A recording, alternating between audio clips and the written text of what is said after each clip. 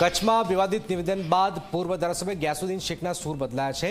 મારી વાતને મારી મચોડીને રજૂ કરાઈ છે। ગ્યાસુદ્દીને વાત કરી છે, લોકશાહીમાં વ્યક્તિ ગમે તે પક્ષમાં ચૂંટણી લડી શકે।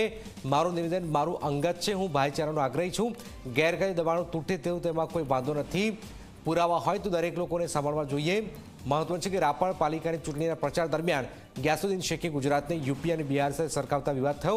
ગ્યાસુદ્દીન શેખ બોલ્યા કે યુપી અને બિહારમાં લુખ્ખાઓ અને ગુંડાઓનું શાસન હોય તે રીતનું શાસન રાપરમાં ભાજપના ધારાસભ્યનું છે।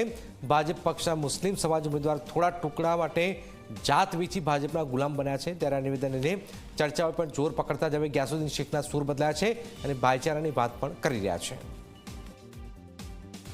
આ વાતને અવળી રીતે રજૂ કરવામાં આવી છે। આખું સંબોધન અગર તમે સાંભળશો તો એની અંદર સ્પષ્ટ શબ્દોમાં જે મેં વાત કરી છે કે લોકશાહી છે, સંવિધાન છે, દરેક વ્યક્તિને ગમે તે પક્ષમાં ગમે તે સિમ્બોલ પર ચૂંટણી લડવાનો અધિકાર છે।